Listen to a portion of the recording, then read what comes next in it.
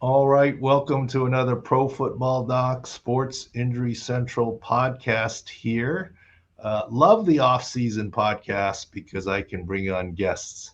And this guest is honestly, Jordan, I consider you a good friend of mine. I feel like I've missed you over the last couple of years because of COVID and other Yeah, things. But Jordan Raanan, ESPN New York Giants guy, and you've done we Phillies keep you before. busy. We keep you busy, the Giants over this past couple of years for sure.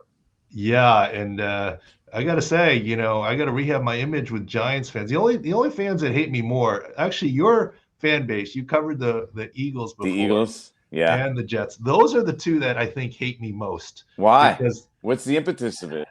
the impetus is you have got rabid fans, and anytime there's an injury and I say something, I'm like, don't shoot the messenger.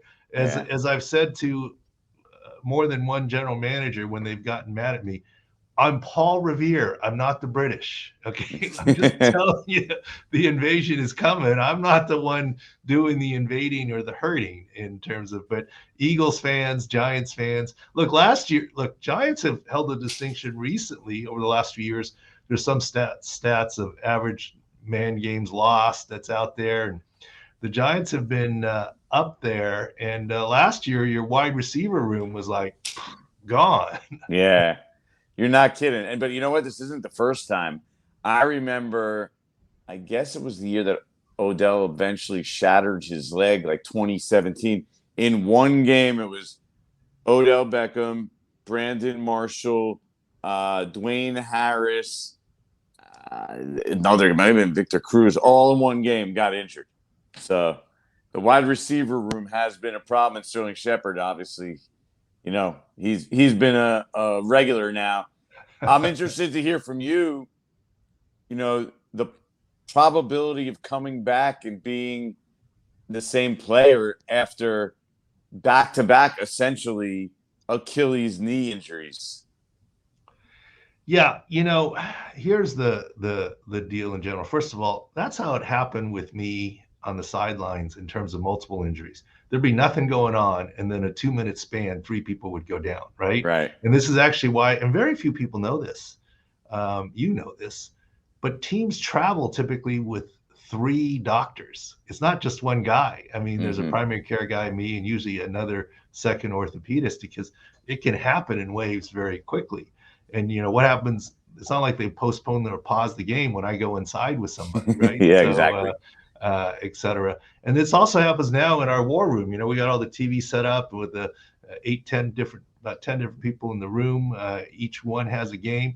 And we'll be cruising along, talking about some fantasy stuff or chilling out. And all of a sudden, seven at once, we can't keep up. We'll be looking at a video. Somebody goes, oh no, the quarterback went down. Scrap this. Look at this one. I mean, it's just always the way that it happens. But this year, it seems like the Giants are loaded for bear at wide receiver. You guys got enough of them in the room right now to take care of even if Sterling Shepard isn't ready to You got to go. have the contingency plans. Wan'Dale Robinson also, by the way, coming back from a torn ACL. Sterling Shepard coming back from the back-to-back injuries. And then even guys like Paris Campbell, who they signed, had a long history of being healthy and successful in the league. So they don't have a true number one. It's sort of like strength by numbers. And it'll be interesting to see. I was telling someone today, I do not believe Wan'Dale Robinson's running routes yet, right? So, but his recovery is coming on well, from what I understand. But at that point, is it worth making sure he's back, or do you take him along? So he's a young player, second-year player. Do you take him and bring him along slowly here because you've filled the room with numbers? Like, you don't need him just to survive early in the year, right? And your young player, the future is more important than the short term. I think bringing him along slowly early this season is a very strong possibility. Yeah, I think that's probably true. First of all, I think his ACL was in November and Sterling Shepard was September. So Exactly. there's a 2 month jump on him. Yeah. And in general, I mean, Giants fans are certainly familiar with ACLs, Saquon Barkley, right? And at Sports Injury Central, we really panned him 2 years ago coming off the ACL Oh, just for because it's coming very back at the hard. beginning of the year. right? Oh, we're Yeah. coming back in the year. We really panned him and said, don't draft him. He's not going to be the same guy. And of course, he ended up with some ankle issues and just was not very good. And then this last season, I bet if we asked Saquon, he wouldn't have come back. Like in retrospect, revisionist history, he wouldn't have come back for week 1. yeah, it's very hard. It's very hard. It's different. I mean, look, I get a kick always of people, and it's happening again with your crosstown rival, the Jets.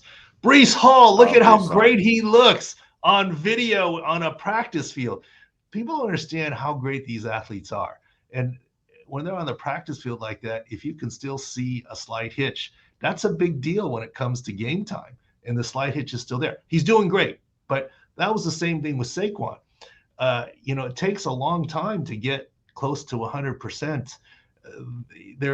These guys they're Indy cars. They're not traveling 90 miles an hour on the highway. They're going 220 miles an hour down the straightaway and navigating the turns, right? These guys are elite athletes, and to get to that elite quick level is hard. And there's no way Saquon was 100%. And there's the mental aspect of it. Then there's the mental aspect of it. He talked about that, like, he admittedly, basically, I'm paraphrasing, wasn't fully confident in his leg and wasn't running hard as a result because he didn't want to take those hits, right? So that little slow down and then just, getting down instead of really running hard is a huge difference in the NFL, especially when you're playing that running back position.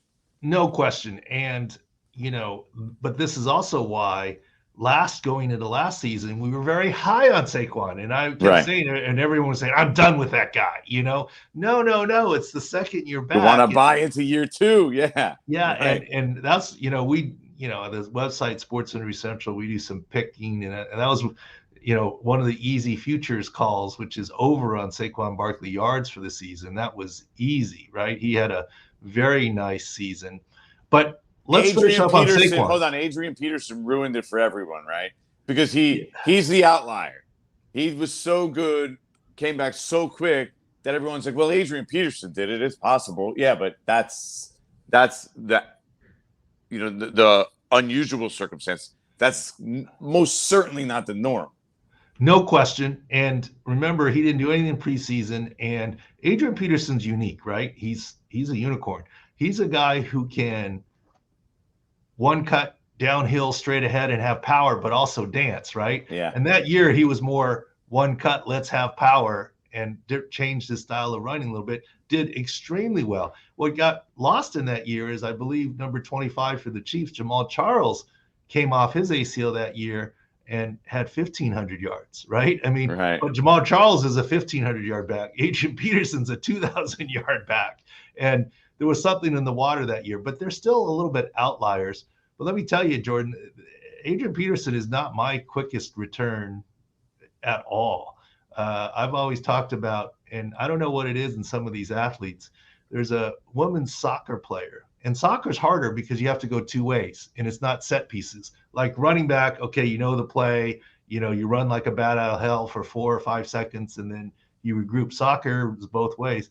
In 2003, Shannon MacMillan, one of the 99ers, tore her ACL, and she played in the Women's World Cup 4 months and 1 week after her ACL reconstruction.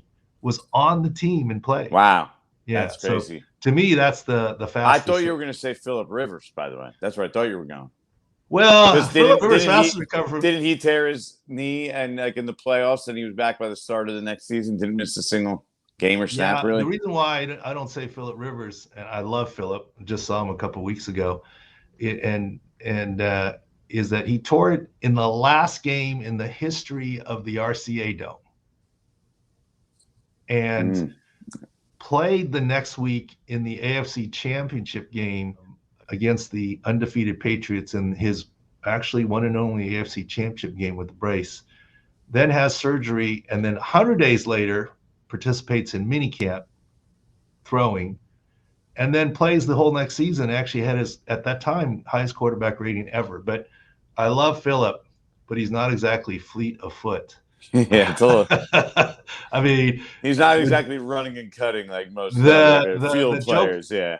the joke in the locker room is like, what did Chao do to your other knee? Because you're running so much better with both legs now. It's like you took off your army boots from when you run, like at some of the rehab. So that's why I don't count that, because it's just a different position, right? I mean, quarterback from the pocket, different than what these running Yeah. backs and or soccer players do. And yeah, but Shannon MacMillan's we've had her on the podcast before. She's the quickest one. She puts Adrian Peterson to shame, but it is unfair. Everyone just says Adrian Peterson, but it's just not reality, because everyone says I'm a fast healer, the fastest healer.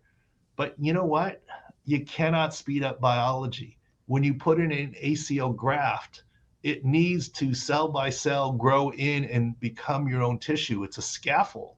And that's a process until the proprioception is back and the whole deal, besides just a pure rehab.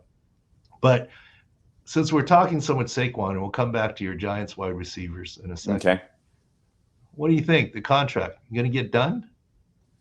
What's going to happen? There's a real fine line Joe Shane is walking here, right? Because he really doesn't probably want to, give Saquon a long-term deal. He's a running back. Paying running backs is not the best proposition. Having him play on the $10.1 million franchise tag is preferable. I mean, look at the Raiders with Josh Jacobs. Look at it's a little different because Tony Pollard's coming off injury with the Cowboys, but you get the point. And then the flip side is, how important is it to keep Saquon happy, right? He's one of the leaders in the locker room, the most respected player in that locker room, with standing-wise and what he's done throughout his career. So I think at the end of the day, there might be some solution, but I also don't think the Giants are jumping at that and saying we have to get this done. They're not, especially right now, they're not overly motivated, to be quite honest. So we'll see. I think, though, at the end of the day, they'll find some sort of solution. It'll look like, hey, we'll guarantee him the 2 years would be on 2 franchise tags and move forward. And there'll be all kinds of bells and whistles in there that make the numbers look good for the future, 3 or 4 year deal. But it'll really essentially maybe just guarantee him the 2 years. I think ultimately that is the compromise that probably works for both sides. Unless Lamar Jackson gets involved and becomes his agent, right? Yeah. Look, it's a lot easier to have leverage when you're a quarterback than when you are a running back in this league. And that's the problem with Saquon Barkley. The leverage just is not there. And holdout. His only leverage is holdout. Yeah. Well, but that doesn't really do anything. He doesn't get paid and his time doesn't accrue, right, towards free agency, right?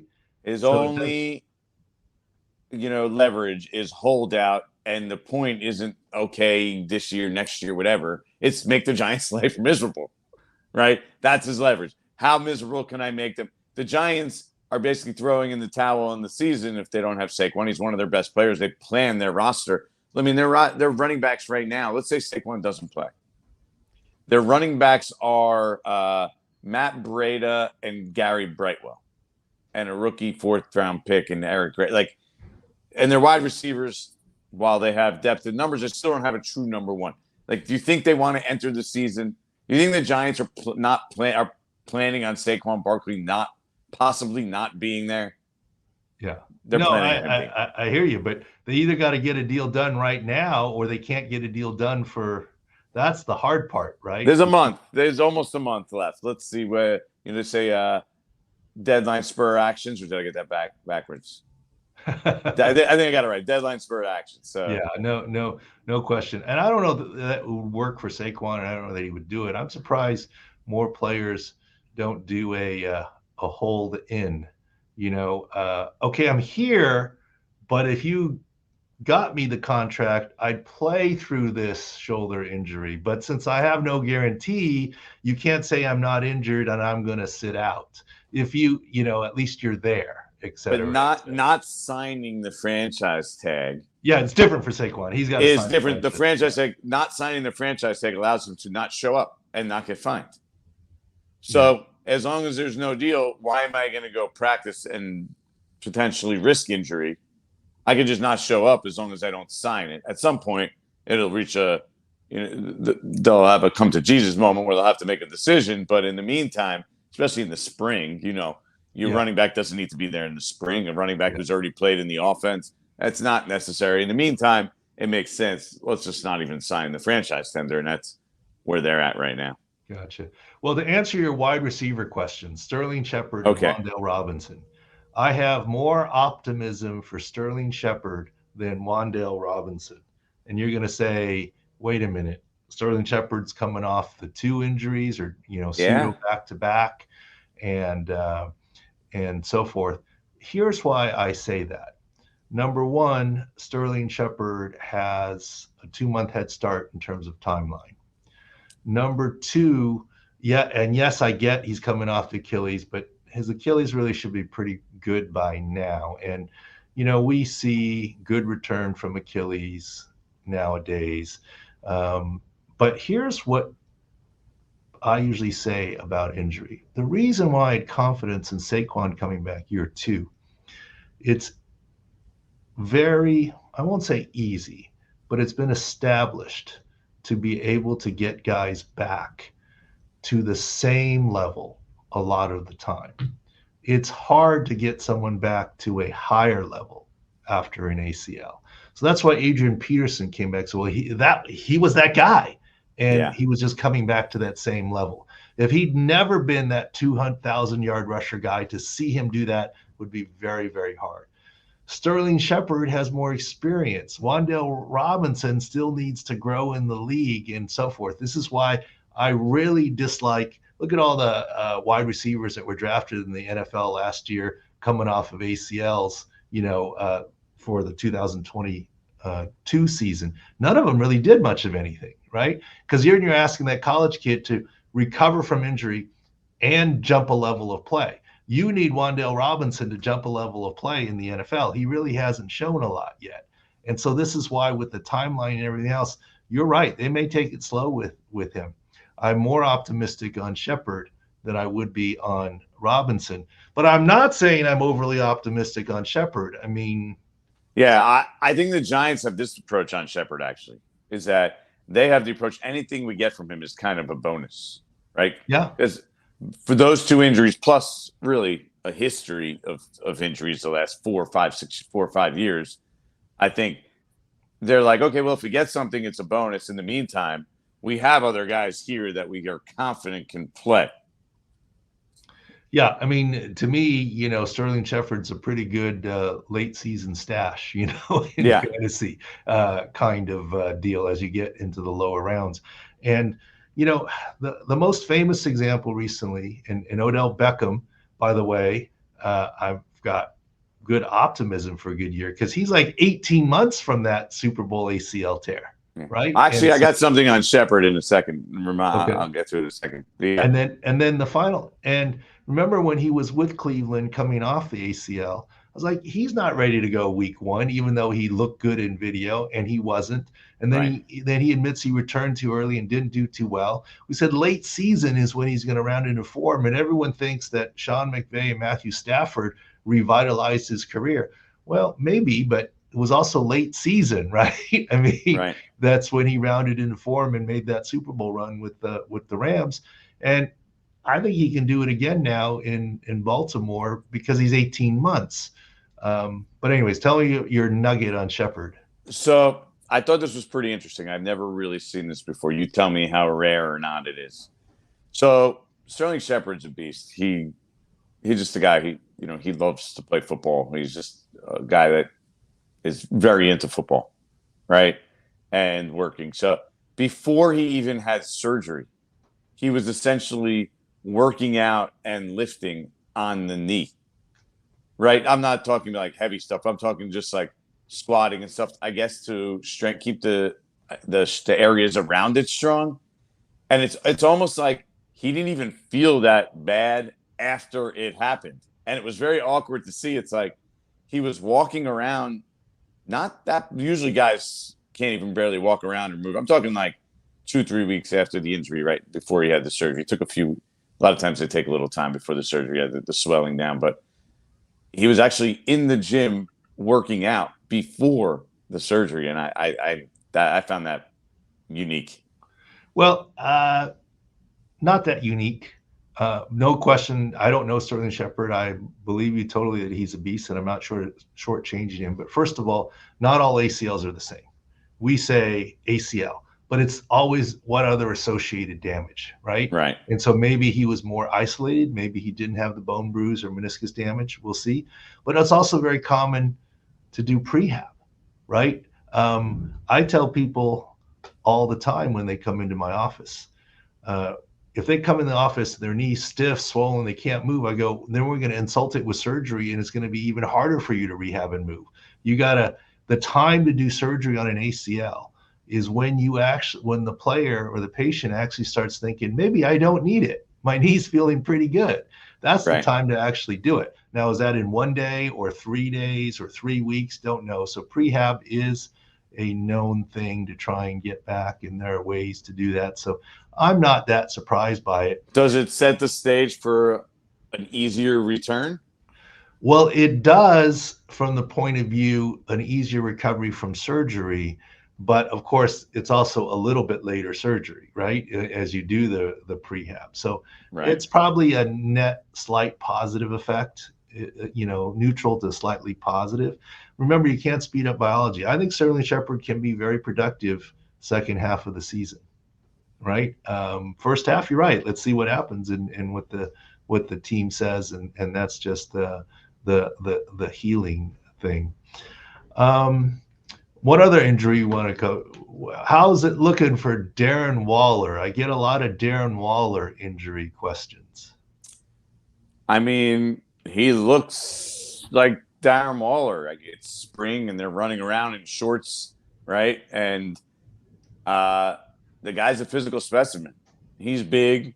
He's physical. Like, you look at him on the field and you're like, holy cow, this guy looks great. But I'll say this.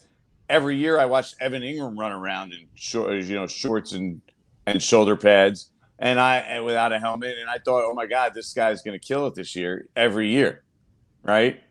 But it's a little different. But there's nothing that I saw that says, oh, this guy looks like he's going to, be struggle moving forward, because so far so good. It's not like he was dealing with a major injury, a huge, I'm coming back from Achilles, right? Or I'm coming back from an ACL. So by this point, you look at him and you don't see anything. Well, it was his hamstring mostly, right?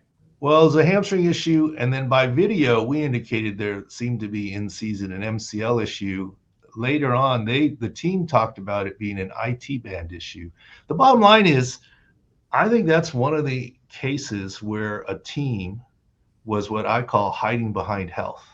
Like for some reason they were done with him. And I don't think it was all health. That's my suspicion. I've used that term. They were done with him. He was done with them. Correct. It was a relationship. There really wasn't any reason to come back, Right. Once they were pretty much buried. And trust me, you see that a lot in the NFL. Once the team knows that it's pretty much over, the player knows it too. And at that point, why are guys rushing back? Yeah, and I think it happens a lot more than you think. I mean, I remember one time before the 49ers traded 3 number ones to get the number 3 overall pick, we were saying Jimmy G could return from that high ankle. I mean, you brought George Kittle back with that cuboid fracture late season, even though the 49ers weren't doing well. There's something going on here. And sure enough, in the offseason, there was all this trade activity, and Jimmy G hasn't been seen in the same light since. You could throw Daniel Jones with the neck injury probably in that category. Like, they were just so far out of it. They were like, why are we going to bring Daniel Jones, possibly bring him back with 2 weeks left, that they just shut him down with, like, I think they were at the 4-week mark. They just said, you know what? He's done for the year, because why are you going to risk a guy coming back, your quarterback, with a neck injury? They were like, I don't know. And in that case, 4-10 at the time or whatever. Yeah. And in that case, they were protecting him as an asset. Sometimes hiding behind health is the team's done with the player. Sometimes it's the player done with the team. Who knows? In this case, I think the team was just trying to protect the guy, right? Right. I'm just saying there's a lot of different situations. There's a lot of situations of hiding. But yeah, he looks good so far. I think it's a lot different. You take a wait and see approach. Can he hold up long term? I don't see any reason why he can't. I think he'll carry a relatively high 6 score going into this year. One of the stranger injuries to another tight end, Daniel Bellinger. Of course, my guys here in the room, producer Jacob, they're San Diego State guys, so they want to know about Bellinger. That is the strangest injury, among the strangest I've ever seen. First of all, I've never heard of a hand, certainly closed fist, getting between a face mask, right? And I don't think it was closed fist. I think it was. It wasn't. It was open. It was exactly like this. It went at exactly the right angle and hit his eye. Which, when you think of where the bars are on a face mask, and we've seen how rare the injury is, it's almost impossible to do. But it went in just perfectly. He says he's going to wear some sort of visor still moving forward, but it doesn't look like beyond that's anything that Bellinger or the Giants have to worry about. I don't think they have anything to worry about, but honestly, what I don't understand is, okay, how you get your hand in there, okay, was open, as you said, and we have the video, and I looked at it, but that Jaguars guy, right? That Jaguars defender. Yes. Is he like a karate master where you can break forwards with his fingertips? I mean, how do you break someone's eye socket and septum with your fingers straight? How strong are that dude's fingers? I'm guessing he punched with a straight hand, basically, somehow. I know. How many boards can that guy break with his fingertips, right? I mean, the strongest fingertips in the NFL, man. I'm telling you, there's looking at that video, look, we look at video all the time and look at injuries. I would have thought maybe in a corneal abrasion, a cut, this, that, the other. I would not have thought of broken face. He broke his face with his fingertips. I mean, don't mess with those guys' fingers. I mean, that was not a closed fist. I mean, and Bellinger knows that he said it at the time, like how just like it's just a freak accident. Like, I don't even know how to explain it. The guy obviously didn't mean to do it, because there were people at the time. I forget which the player was in particular, but they were like people calling him out like that was a dirty play. Like, dirty play. No. Do you know how hard that is to do? Do you think he had a chance? He thought he had a chance to do that? Come on, that's crazy. An open hand. I mean, that's just. I can't believe he held his fingers. That's I don't know. It's just, to me, that's still one of the crazy things for you. All right. Anything else you want to cover, Jordan, before I got a couple other little things before we close? No, go ahead. Let's do the little things then. Well, here's the little things. Here's an honest question I have. Look, for the audience listening, randomly got to know Jordan through Twitter and then at Super Bowls and Radio Row things, and just a great guy. Appreciate that. Here's my prediction for you. You're going to be the next guy on national coverage, be it for ESPN or NFL Network. When's that coming? I better save next time if I'm going to do that. I don't know. I'm happy. Life is good, man. Life is good out here. I'm not dying to leave covering the Giants. It's a good job. It's a good beat. Being a national, you got to be on a lot. 365. That's rock 24/7. Yeah. Well, I think you get older, you get kids, you're moving on in life. Like, I don't know. It's not as big a priority as maybe it once was. Well, I don't know. I mean, your stuff in regards really to moving up the ladder in that regard, it's like, your stuff is so good always, and let me tell you, the guys give me a little bit of grief. This small little Pro Football Doc podcast, we've launched some people. Ari Meroff's first appearance saying his name as opposed to My Sports Update was on Pro Football Doc podcast. Well, you need to get Dov Kleinman and find out if that's a real dude. We've talked about that. We follow each other. Okay, there we But go. nobody has seen that guy, right? Like nobody knows if he's like that's a real name, a real person. Is it Dove or Dove? Nobody I knows. don't think anybody knows. All right. Where does he even work? He works hard. I mean, he does a great job. I love his stuff. All right, we'll try and get him on just for you. Yeah, we've done that. Look, I saw Dan Orlovsky on Twitter and chatted with him. It's like, oh, this guy's going to be a star. Now you can't touch him, right? He's amazing. Joe Thomas was another one of those. The Old Takes Exposed guy came on here and then started, promoting his book and other things. So I'm telling you. All right. Last week, Marcellus Wiley. I'll take the blow up. All right. I'll take it. I'm all for it. Last week, I said, Marcellus Wiley, you'd be the perfect one for Skip Bayless because he doesn't take anything personally or otherwise for that undisputed deals. No, I'm just messing around. I am serious that I do think you do a great job. I appreciate it. Thank you. Stuff. You do as well.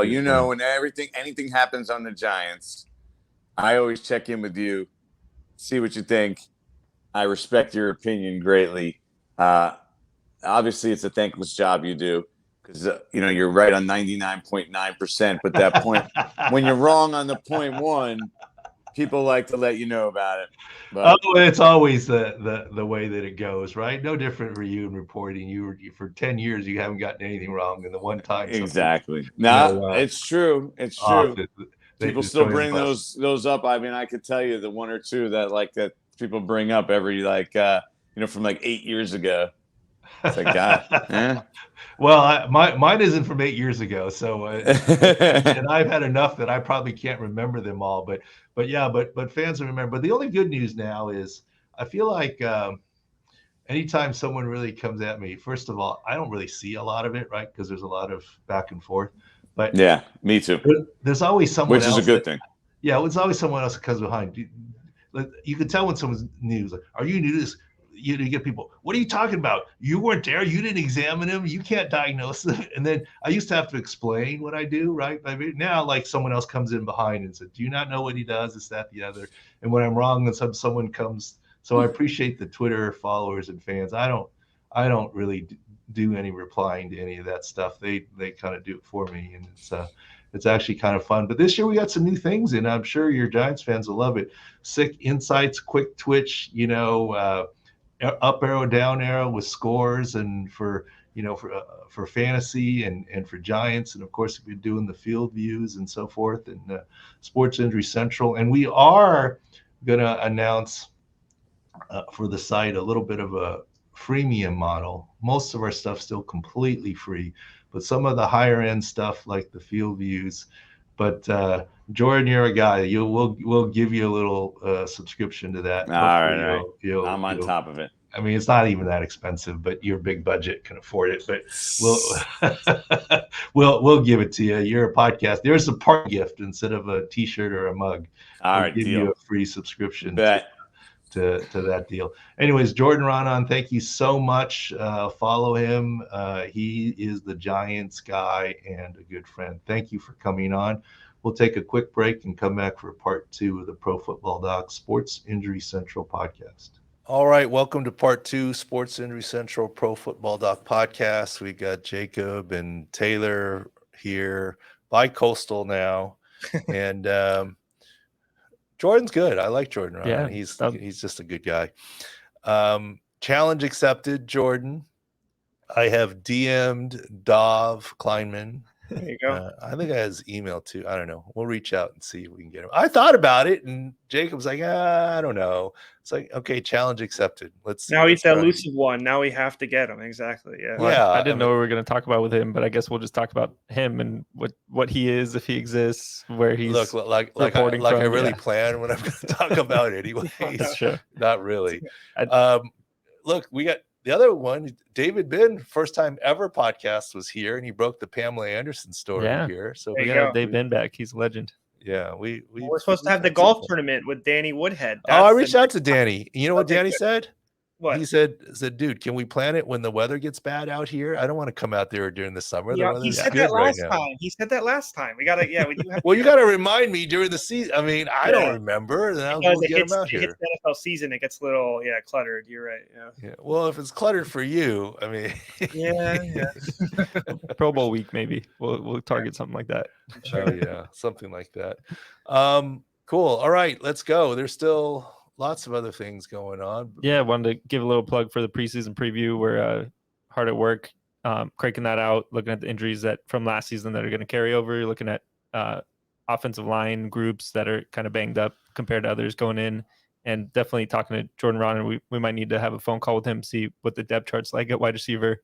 They got a million guys that are I look like all equal talent to me. I don't know about Taylor, but it's like Isaiah Hodgins, Paris Campbell, Darius Slayton, and then Shepard and Wan'Dale Robinson coming off recovery. They all play the same way, which is kind of frustrating for them. Yeah, they don't have like a big, like Kenny Galladay type they had a couple years ago. They don't have that. It'll be like picking Patriots people. It's like, which week? Who's maybe they're learning. They're learning from nearby neighbors. Yeah, just get a bunch of the same guys. That's hell, right? But yeah, yeah, not great for fantasy. No, but the preseason preview I think will be good. We were pretty good last year on some key nuggets, and good for fantasy stuff. League wide, team by team, division by division, and we'll have it through Sports Injury Central by early July. Right, it'll be finished, and it'll be a live document in the sense that as things happen and develop, we'll go back and change. Only thing really like this on the quote marketplace, right? Especially dealing with those doing it large scale for injuries. I mean, there's a lot of people that do. Here's some top injury commentary type stuff, but not looking at left guards and centers and right guards and position depth in some ways. And another guy that the first part we talked about, not discovering, but I had a pretty good dialogue. I mean, remember, I used to be Evan Silva was already big, but I used to do a podcast with Evan Silva and Warren Sharp, right? Or at least I would come on for part of their 3-hour podcast on Friday evening. I probably only bopped in for about half an hour, but Warren Sharp's a quote sharp guy. Obviously, it's not his real name, but whatever. But before he blew up, but he does a really good job of in-depth football analysis. And if we can be Warren Sharp injury, we'll take that, right? Yeah. I mean, injury analysis. So that will be coming out. Go some changes to the site, sick insights, other things. Sign up for notifications. There's a newsletter that's pretty handy too. Comes into your inbox. That's free. You can see that on the top of my Twitter page or Six Score Twitter page or at sicscore.com. All right, what else do you want to get to here? Hopefully that newsletter and all that stuff leads into some good strategies for best ball. I know I haven't had experience doing it with Underdog, but that's their big hook is best ball drafts. So Taylor's got me into a couple this year. It's interesting to see from an injury standpoint because you don't want to take a risk, or maybe in a regular fantasy league you wouldn't take a risk on a guy like Javonte Williams, but best ball opens it up. Is like, okay, well, if he's the highest scorer weeks 8 through 16 or something like that, then it might be worth drafting him where he's going. But go ahead, sign up and check that out. I know we're trying to talk Doc into it. He doesn't know. He's not me like he knows what best ball is. Doc, because I already tried to get you on the normal fantasy drafting. We've done a couple of years with Scott Fish, which is coming up very soon, by the way. But now this is a totally different way of drafting. So I'm even scared to show it to you because I might mess up the Scott Fish drafting. So I got to space it out a little bit. Yeah, wait till after Scott Fish and then we'll get him into it. Yeah. Well, Scott Fish. Okay, let me ask this question. Scott Fish. So what year is this, Taylor? This is we played third year. Third year or fourth year? We've been in 3. It might be 4. I need to get the exact number. Might be 4. Yeah. I don't remember. We've been pretty lucky. I've been pretty lucky, right? I mean, my first official fantasy, league ever, other than family, where I was drafting for my 2-year-olds, and just to have a league, and worthless. Real is Scott Fish. Yeah, and I think you've done it 3 years now. And what's funny is total beginner's luck, right? I don't even know really what I'm doing. But first year, everyone was like, "Oh, look at my league." It was look at Doc, the zero running back strategy. No, this will be year 4 because I swear to God, this is true. It out. Yeah. The first year I had a zero running back strategy, but people didn't realize it wasn't a strategy. It was like, okay, value. Okay, we're gonna take a running back here. I got sniped. Okay, well, there's no value there, running back. Let's just keep delaying it. And everyone's on the chat going, he's got a zero RB strategy. I'm like, I didn't realize those existed, but okay. And we got lucky, right? We won the regular season. Yep. And then second round of playoffs, knocked out, whatever. Right. Beginner's luck. Next year, I think I had if I did it correctly, if I remember correctly, by happenstance, it was a zero wide receiver year. And it's just because it was just the way it was falling. It's like, I don't want to get that wide receiver that high up. And then I'd wait one round too long. And of course I would draft the wide receivers or in the previous year running backs before all of my starting roster was filled, but it just was later. It wasn't, I call it exactly a zero, and it was by luck, just the way it worked. Right. And then this last year, I think, was riskier. It was a zero QB. It was a zero QB for a while. But look, 3 out of 3 playoff appearances, right? Yes, we'll take that. I mean, 2 league wins and 3 out of 3 playoff appearances for a guy. I don't know. Hey, just making the playoffs when you drafted Russell Wilson. I think you guys. Oh yeah, we had Russell Wilson last year with the zero QB strategy. He's part of the zero. He's an Albert O stack too, right? Your first year, you draft. We have, I think it's 22 slots in that draft. You had 11 people that were either out for the season or on IR. That was Edelman year. There was a T.Y. Hilton year. That was the year you didn't have anybody. That was made picking the starting lineups easy, right? Yeah. no choice. 11 spots, yeah. And of course, we don't hide any of our injury information. If you people look at our thought site, you did though. You were doing so well the first year. People were like, "Wait a second." You're like, "I'm using the information everybody else has." Like, I put it out. You don't read it; it's on you. Yeah. But anyways, that'll be fun again. Do that. Yeah, maybe hit with best ball after that. Right now, I'm actually having fun with sleeper stuff. Yeah, I think Underdog does it too, and whatever. But mainly because, look. My son wants to watch the Padres every night.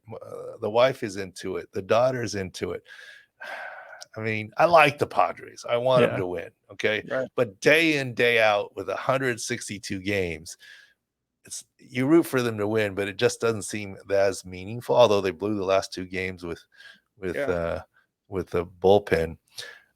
The sleeper stuff's been fun and so far profitable. I get it. It'll probably normalize, but I'm just putting in $10. It's legal in California, and you guys have been making fun of me. I'll be playing some. So obviously I don't always win. Last night I lost both of them, but I was close. Shohei Ohtani let me down because you always have to pick from another team, non-Padre, right? Yeah. Shohei Ohtani let me down. Otherwise, I would have hit a 22-1 4-way parlay. So that one they were all 2x or above, and it's just kind of fun. I just kind of go through and $10, try and win a couple hundred. And so you only have to win one every 10 times to be profitable. No, it's fun if the odds are that high, but you can jury rig it and do 2-player props and whatever. But if you want to try it out, do it. Take my advice. Do it on your mobile. Don't do it on your laptop. Doesn't work well. Do it on your mobile. Click on the links that we have at 6 Score. Do it on your mobile or at Sports Injury Central. Put in SIC, you get matched $100. And you put in $100, you get matched $100. That's 20. You're not, knock on wood, you're not going to lose 20 straight times. Right. Betting $10 at a time. Yeah. And have some fun. I mean, it's just, price of a beer, at a bar anyways. If you sign up for the newsletter, make it real simple. Just go over from the link there. And actually our newsletter this week is NBA draft themed because we have some injuries that could affect where guys fall. The draft is huge now. And so, we've got Victor Wembanyama. I didn't say that right, but about close 7 other Victor W and several other. That tall French guy. But we've done a lot more optimism on him than Chet Holmgren, who hopefully will come back this year from his foot injury. San Antonio Spurs. He's minus 50,000 to go number 1 overall, and someone in Vegas put 60 grand on that. Just I guess a little steak dinner for the night, maybe. But that's a pretty much a lock, right? Yeah, as you can get there. Seems weird that you can still bet on it because, of course, he's going number 1. Like, is the bet taken by the Spurs or the bet going number 1? Just going number 1 overall. Okay, because Spurs would get a little weird. I would never do that because there might be a trade. Right? I was trying to convince Taylor there was a trade package. If it's the Spurs at 50,000 to 1, I'd bet some money. Yeah, I mean, to throw flyers in case there's a wild hair trade somehow that happens. Absolutely. Yeah. But I was trying to convince Taylor there was a trade package because I mean. Not that we're doom and gloom on Wembanyama's injury history, but big man mobility and foot stress fractures, that is easy to derail a career. So if there's high enough value, wouldn't you take that as a sure thing versus him living up to all the hype that's been laid at his feet? Well, what's high enough value? That's where my question was to Taylor, and he said there's no value that's high enough for drafting this kid. There clearly is. It's just, but the team wouldn't give it up. Who's going to trade half the team for that?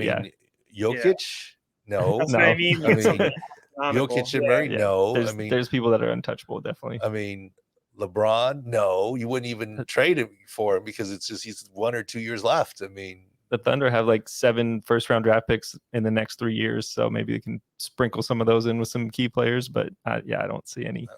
I don't see any package. Your thoughts on Victor W. So they're starting to show like these French basketball highlights, and he does have trouble going inside on bigger. I don't know. There's not that many bigger people in his league, but people that are like weight, And remember Chet Holmgren in the Pro-Am, he just backed a little bit, and LeBron backed a little bit in him, and he hurt his foot. So do you have any issues with his weight, like going into a bigger, level? Look, anytime you're an anomaly, 7 feet plus tall, there's more risk. Going all the way back to Bill Walton. Yeah. Bruce was his brother. Bill Walton, a football player. Bill Walton, going back to who's the center that was drafted by Seattle ahead of Michael Jordan? Sam Bowie. Going back to Joel Embiid had foot issues. Greg Oden. There's a whole list. There's a whole list of 7-footers with foot issues. There's the baseline risk, but Victor Wembanyama is not a Marfan's, is not a connective tissue disorder, not injury prone. And what was he, 228, 230, 2 whatever? Yeah. I mean, we talked about. You want to believe that, but yeah. What's that? As much as you want to believe the listed weight. Unless they're really good liars, I believe that weight. He doesn't want to list his correct height. I think he's 7'1". 229, Doc, is what I see here in a couple sites. Yeah. I think he lists, what does he list, Taylor? Like 7'1", and he's actually 7'5" or 7'4", something like that. Yeah, he's 7'1", 7'2", and then there's 7'3" in a couple sites. So I want to say 7'2", but. Well, I mean, obviously, arm span and reach is even more important than true height. But this is why, if you remember why I was saying Chet Holmgren, if he's listed at 195, he's not 195. You just throw in the 200 if he was really 195. Give him an extra 5 pounds. You say, drink a gallon of water and be 201 at your weigh-in. Right? I mean, if that's really the issue.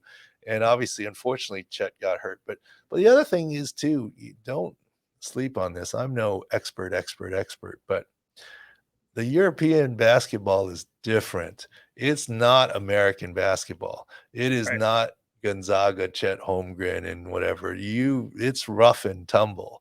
And so the European guys who come over, they're all tested rough and tumble. So I'm not worried, but less worried about Victor than we were for Chet. Because Jacob, he played at Real Madrid when he was like 19, right? I know he has little issues with his ankle and stuff, but he usually comes back pretty quickly. When you got to think they're getting these teams best. They want the chance to play Victor Wembanyama and double him and test him inside and get physical with him. So he's had a bit more of that than is typical in college basketball. So that makes sense. For sure. Head over to baseball real quick. Had Judge. I know we did a Judge video, but I don't know if we talked about the second PRP on the podcast. Well, here's the thing on Aaron Judge, and we'll run through these quickly. I'm looking at the time here. We ran long with Jordan, and I got patience to see before another baseball game for my son. Oh, that means another thing you got to put in. Yep. Got to be on time for all of those, you know. Yep. But Aaron Judge, this is a big deal. They're right. Turf toe is not that common in a baseball player, but it's not about the field. It's his right big toe by video, and that's once again 10-year-old baseball. Yes, squish the bug foot, where you gotta turn and plant that big toe and dorsiflex it, and that's what stresses a turf toe. Second PRP injection.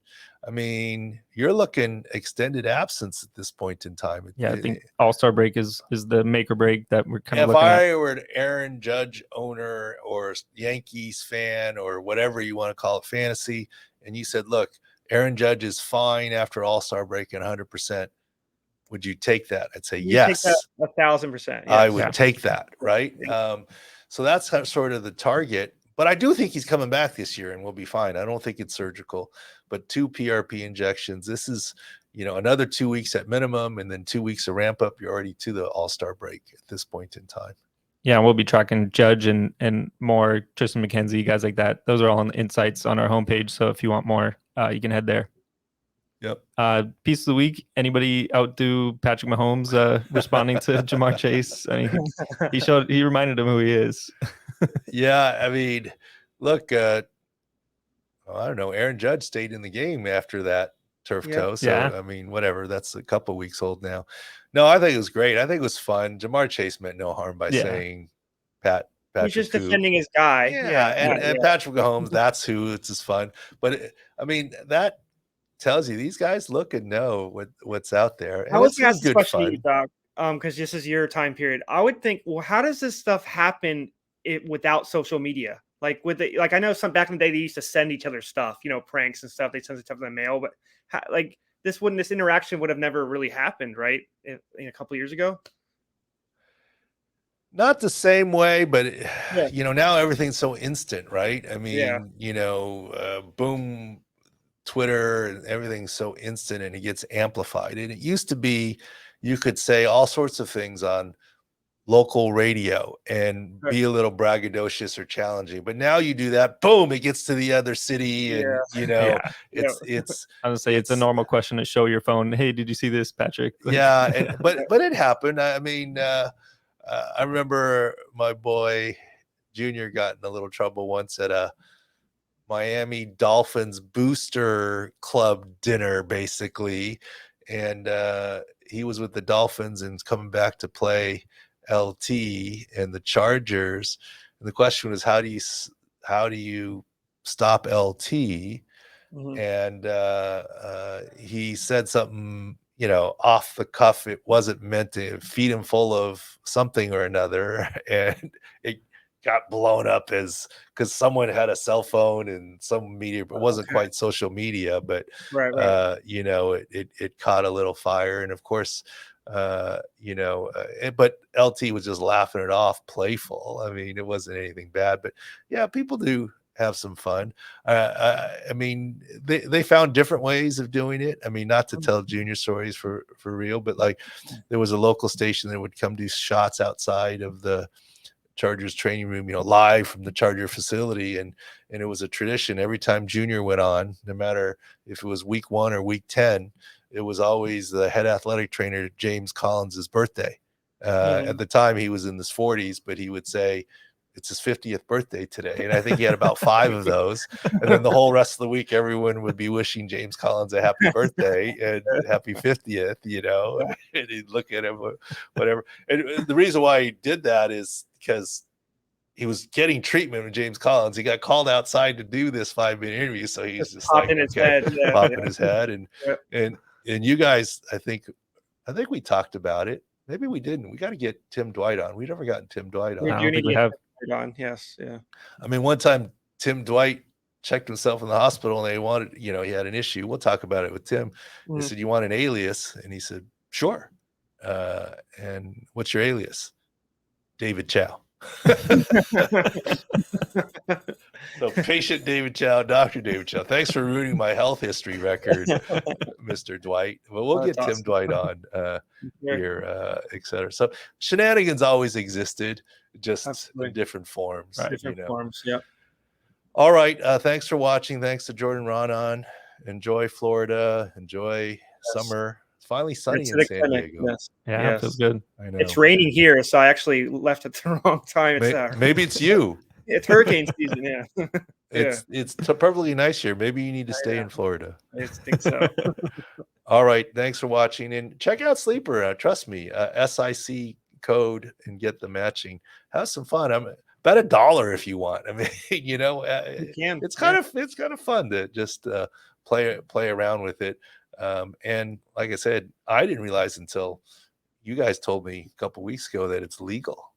And now we can't get you off it. No, I do one or two a day, because I know I'm going to go home and like tonight, I'm probably not watching the Padre game, watching my son, so I probably won't do one. Right. I mean, I don't know. But if I know I'm going to be watching a game, I might as well it gives you a unique rooting interest. Sometimes it's like Juan Soto walk or some player strikeout, or Tatis he's already got a hit, but he needs 2 bases or something. I mean, it's just something else to root for. Adds another element. Like the other day was Saturday, we went to the Padre game. My son, because they won some tournament, they got to go on the field pre-game batting practice. We weren't even with him. He was with his team. And it was hot. And then thankfully someone gave me and my family refuge in their little box. And the game between the guys, and I was surprised some of the guys never even heard before. You guys have heard of mound ball, right?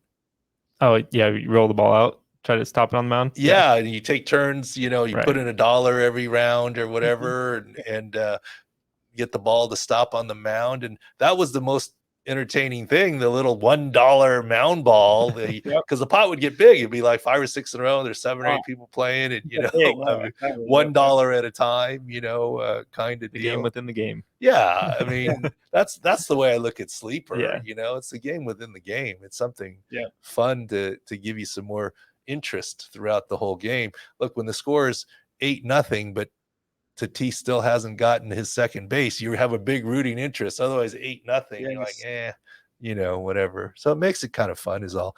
And the injury insights through Sick Insights can be quite helpful a little bit, in terms of players coming off of injury and different things. Give you that little. It's almost like giving you one leg of your parlay almost for free or value. Right. So I know you guys are going to write more and more on that. I'm no gambling expert. I just mess around. I would try to get you in the mode for football because prop market's exploding. So and our stuff is probably better for prop markets, especially in football. Speaking of the preseason report that we talked about earlier, that can help a lot with futures. Just help researching teams. Absolutely. Yeah.